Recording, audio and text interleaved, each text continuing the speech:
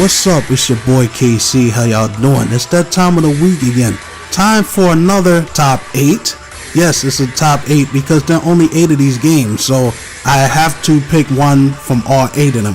And this one is for a loyal subscriber of mine by the name of Ryan. He's really helped the brother out a lot, and this list is for you, man. This is a list of my top 8 least favorite Mega Man X Mavericks. Here we go. Number 1, from classic Mega Man X, we have Flame Mammoth. This guy has the Toadman syndrome, that his level is more difficult than he is. This guy is so slow and so predictable. On top of that, it takes place on a conveyor belt that is just as slow as he is. If you can't beat him on your first try, put the game down and don't play again. Flame Mammoth sucks. On top of that, he looks stupid as hell. I know he's supposed to be a mammoth, but come on, they could have done better in his design. I mean, he looks retarded as hell, and that's why he's number 1. Number 2 for Mega Man X2, Wire Sponge. Seriously, this is the best that they could come up with for this game. It's bad enough that X2 is forgettable for me. I really didn't care for the game at all, and it was hard for me to choose between him and Whale Gator because I hate them both, but at least Whale Gator can trap you in his teeth and shake the shit out of you. Wire Sponge looks like a sea animal covered in seaweed that crawled out of there, or it looks like he came out of a dumpster. And his battle sucks even worse than he does. He twirls this little wire at you. I guess it's supposed to block your attacks. He clings to the ceiling and shoots out seeds, creating plant wires throughout the room. And he throws a temper tantrum because he turns red for some reason, because he obviously realized that he sucks ass.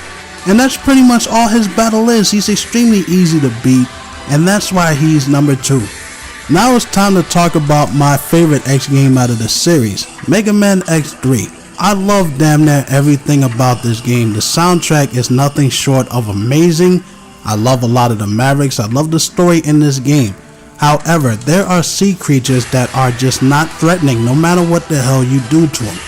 And Toxic Seahorse falls right under that category, because a seahorse is probably the least threatening and least intimidating sea creature in the sea. So what made them think adding toxic to his name and filling him full of acid would do anything? On top of that, this Maverick looks stupid as hell, and you're gonna hear me say that a lot. Toxic Seahorse looks like one of them bobbleheads you put on your dashboard. The way he moves reminds me so much of Springman from Mega Man 7. So I hate him even more because of that. Even though I love his music and I love the level, it doesn't save the Maverick. This is one of those ideas that should have stayed on the blackboard. Number 4 from Mega Man X4, Split Mushroom. Now it's obvious that the guys at Capcom were eating mushrooms when they created this Maverick.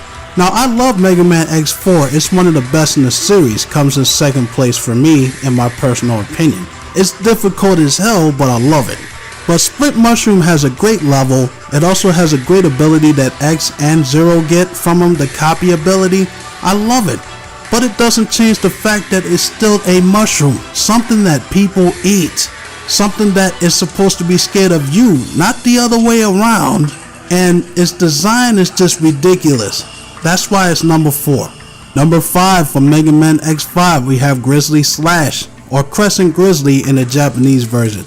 This is one of the biggest contradictions in video games, period, because simply by looking at this Maverick, he looks like he will tear you to shreds. Like, you do not want to mess with this Maverick. But it hasn't been executed well at all, because once you face him, he jumps like he's on the damn moon. His attacks are easy to dodge, and he serves no threat at all.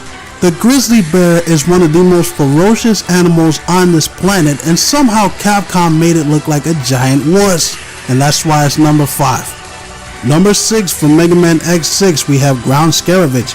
We're literally dealing with shit now. Do you know what this thing is supposed to be designed after? It's a dung beetle. A dung beetle carries around a ball of shit behind it for sources of food and breeding. Boy, that sounds just great, doesn't it? And on top of that, this Mavericks level is confusing as hell. I have no idea what it's trying to be. It pulled a Resident Evil 6 on us. It starts off as a museum with totem poles in it. Then you end up in this cybernetic world acid trip that's cluttered with the same enemies over and over again. And on top of that, this Mavericks battle is one of the worst in the series. All he does is go from left to right with his back turned towards you.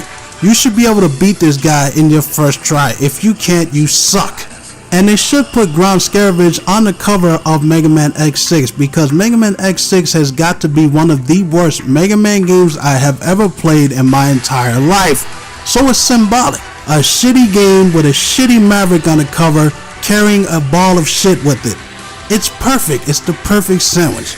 Now we get to the worst in the series, Mega Man X7. Can we all agree that X6 is better than X7? Seriously. At least you can play X6, it runs smoothly, and even though it's full of dumbass ideas that should have never seen the light of day, you can play it. Mega Man X7 is broken in every single way possible. It's clunky, it's slow, and the controls are busted. Now that that's out of the way, number 7 for Mega Man X7, Tornado Tunyon. Were they even trying anymore when they was making this game? I kind of feel like they said, oh, what the fuck, let's just throw our ideas out there and see what sticks. We're gonna make money anyways. That's what it sounds like to me. They have a Maverick that's designed after an onion. A dancing onion at that. It does ballet. It was bad enough we got Top Man, now we got this piece of shit robot that spins around the room with a freaking metal tutu on. What the hell is going on in this world? Seriously, I feel like I'm losing my mind thinking about this game. It's bad enough that this game is complete utter shit, and you have to make everything about this game bad. There is nothing redeeming about X7, and this Maverick is just one of the Robot Masters that suck. It just happens to be the worst in the game. So Tornado Tunyon is number 7. Honorable mentions. Yes, I know this guy is not a Maverick, but it has to be said. Axel. I cannot stand Axel. I hate everything about this character. If you take everything that made Mega Man X cool and you strip it away, you have Axel. You have a low budget X. That's what we're gonna call him. They introduced this guy in Mega Man X7 instead of X. You have to unlock X. The game says Mega Man X7. It doesn't have the main character in it. You have to unlock him. What kind of shit is that? The fact that they did a bait and switch like that pisses me off. And they knew that the fans wasn't gonna like this doofus. He has the most annoying voice I have ever heard. Like seriously, he's on that Smurf level from Thundercats. He sounds like such a whiny little bitch when he talks. I can't stand Axel. And it's not like this is the first time Capcom has ever done that. Let's remember Devil May Cry 4, people. And finally, number 8 for Mega Man X8, we have Bamboo Pandemonium. Bamboo Pandemonium. It sounds like a Chinese rock band, doesn't it? Seriously, at least Flame Mammoth had a good level, and Grizzly Slash looked cool on paper, but there is nothing redeeming about this Maverick at all. It looks like something a kindergartner drew on paper. His level is boring as shit, his battle is redundant and tedious, and he sounds like Yogi Bear in slow motion. This is the biggest example of creative burnout that I've ever seen in a company. Capcom at this time is on the same level as WWE writers. And I know at that time Keiji Inafune was working on the Mega Man Zero series that we got for Game Boy Color. But there's still no excuse to give us Mavericks like Bamboo Pandemonium and Tornado Tunyon. There is no excuse for that, and that's why Bamboo Pandemonium is number 8. And that's it for this top 8 list. I hope you guys enjoyed it. If you like what you heard, you can check out my other content on my channel, KC The Most. I have other top 10s. I have topic videos talking about real world problems that piss me off or things that need to change in this world. I also have a podcast where I talk about wrestling, video games, and anime. Like, comment, and subscribe. I'll check you out later. Peace.